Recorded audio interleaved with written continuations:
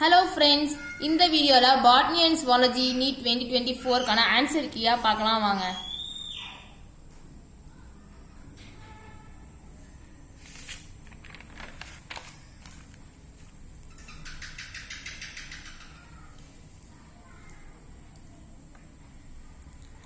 இந்த வருஷம் நீட் அப்படிங்கிறது போன வருஷம் நீட் பயாலஜியை கம்பேர் பண்ணும்போது ஈஸியாக தான் இருக்குது அப்படின்னு ஸ்டூடெண்ட்ஸ் சொல்கிறாங்க.